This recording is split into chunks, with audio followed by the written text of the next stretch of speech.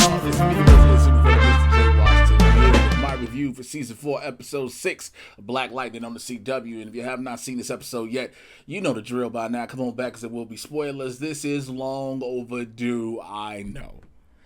I'm sorry for everybody who thought I just stopped reviewing the show, and I just didn't get a chance to do this one. And I've been doing everything else, and I've been meaning, like, yo, I got to catch up and get this review done. And I said, you know what? I got the time today. We're going to get this review done. We're going to get this out. So we got the new gen, right? We see the Aunt Vilda, the Harriet Winslow, and it is what it is at this point. You know what I'm saying? Unfortunately, we know the series is ending this season. But I like the fact how they acknowledge it. And it's like, it's a meta way of acknowledging it, where Gambi's like, this is Jennifer. We just have to deal with it. It's a way of telling us, the fans, like, yo, it's not China and McClain. We just gonna ride with her for the end of the season. And it is crazy, too, how she's so much taller and bigger. And even this is like, yo, you could play in the WNBA. And you got, for a while, you got Jefferson like, yo, that ain't my goddamn daughter. They like, yeah, that's your daughter. He's like, it ain't it. But it's understandable. So you have all that going on. You have the fact that, you know, Lynn is like, yo, we got to be careful with her because she is energy, you know, that is just rematerialized. She can go ahead and combust at any moment. Like, we got to make her calm and cool, which I was like, I get it. And then you have Tobias making Lynn check out on Val, his assistant. And in the process, she sees Jennifer, and she's like, her name's JJ, and it's actually Lynn's niece.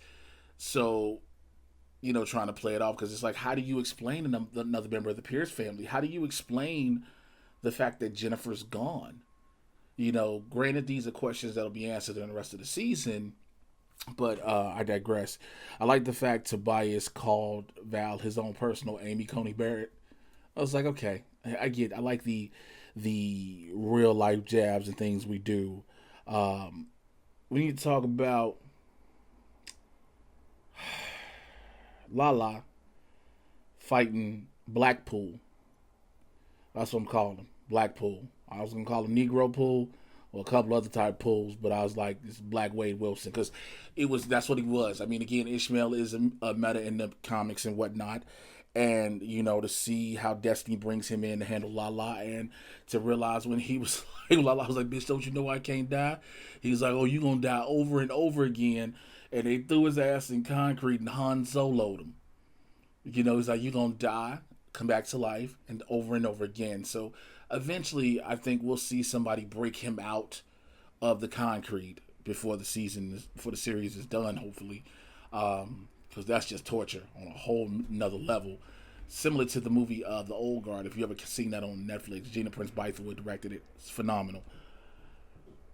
There's so much happening, and it's picking up. You know, you got the DEGs, you got Gambi, you know, getting them some with Lauren, but at the same time trying to sabotage everything to protect Black Lightning Group.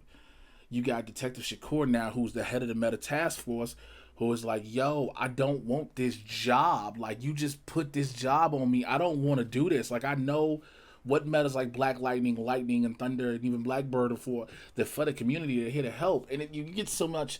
And I know at times it seems like it can get convoluted.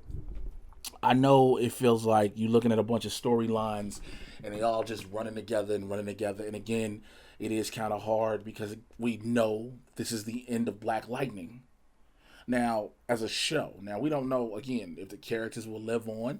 The Painkiller series is happening. Again, by the time you see this, the following Monday, the episode 7, which is the backdoor pilot to the Painkiller series, will happen, which is also interesting because Ashaik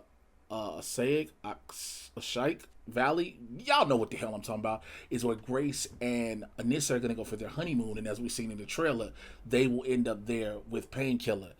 But again, to see some of these characters be able to have a potential life outside of the series is cool. I like to talk about the fact that Jefferson told his wife, go ahead, shoot that shit up, figure out what's going on.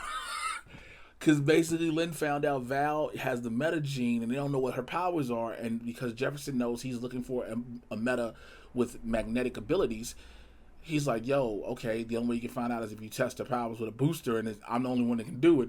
Jefferson's like, all right, go on, shoot that shit up. And she was like, I'm trying to be clean. He like, no, don't do this shit. He basically tried to Ike Turner her to do powers without the violence, though. There was no violence. It was just, no, don't do this shit. And she like, no, like, go on, do it. Like, damn. And you see the line that's crossed. And again, there's this level of desperation in Jefferson that we're seeing. Now Tobias is running for mayor. Tobias knows the whole family secret. You know, all these different things. He's got Jen going on, and he's trying to deal with so much at the same time. TC, I forgot to talk about how he gave JJ her whole new identity, passport, ID, everything. And towards the end of the episode, you have it where there's a situation that Black Lightning has to take care of the cops, which, okay. So they signed no-knock warrants into this episode. Again, I always talk about this with this show every single week, that they bring real-life issues into this situation, to these shows. We talked a lot in general about, if you watch Blurs in the Hood, about the no-knock warrants when it comes to Breonna Taylor and many other people that have been killed by police that way. And they show it happen. And then instead of, they show the subsequent protest and everything, and then we rewind it, and it stops. And basically Black Lightning stops it, and then he has his run-in with the police, and he's almost overwhelmed. And then you see New Jen looking at the suit like, I can't, Gary's like, you can't fit that. I'm working on something for you, but until then I have something to help you, and gives her a giant cloak to go, you know, floating in, saving the day. And again, they do tactical techniques that only Jen and Jefferson would know, and so that helps ease his mind more as to that being his daughter.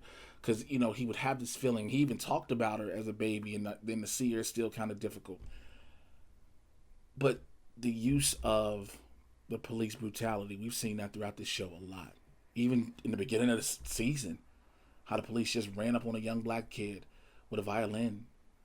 And, you know, it is one of those things people say, oh, you know, you'll see those commenters and you'll see people go, well, why do we have to have this type of stuff in comic book movies and TV shows? I don't want politics, blah, blah, blah, blah. And as I always say, you've never read comic books then.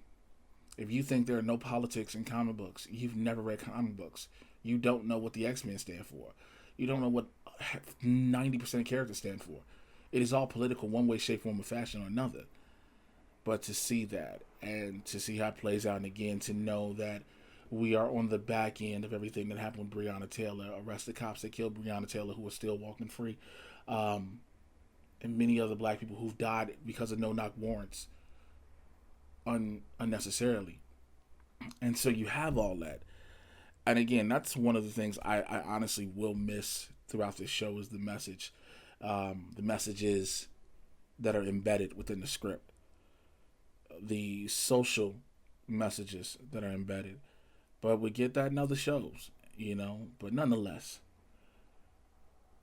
somebody asked me in the comments, I think it was in the comments on one of the videos or was somewhere else, they feel as if the writing has slipped this season because it's the last. And again, allow me, if you will.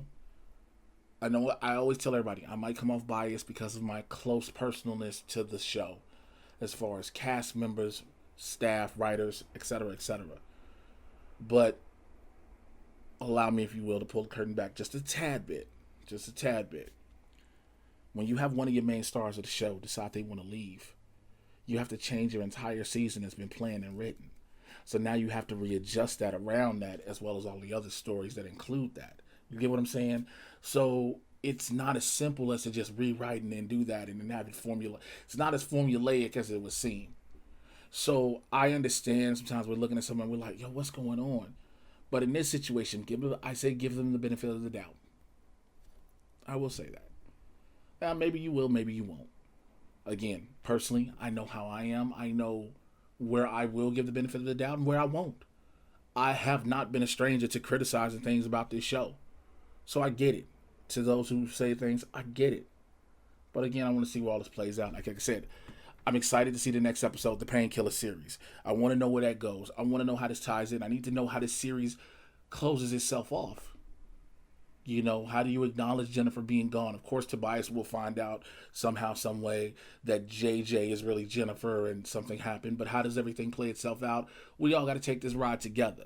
But I want to know your thoughts on this episode moving forward. And I'm sorry for being so late with this review in those comments below. All right, so go ahead and like, subscribe, click on the notification bell. Y'all know the drill around here. If you're going to keep those comments, we're going to keep them cordial. We're going to have a nice discourse going on down below. All right, follow me on Twitter and Instagram at Mr. J Washington. It's right below.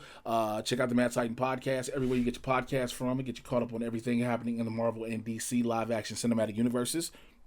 Episode 83 just dropped, so that is available for you. And Blurs in the Hood every Tuesday and Thursday, 2 p.m. Pacific, 5 p.m. on the East Coast. Myself and Winston A. Marshall.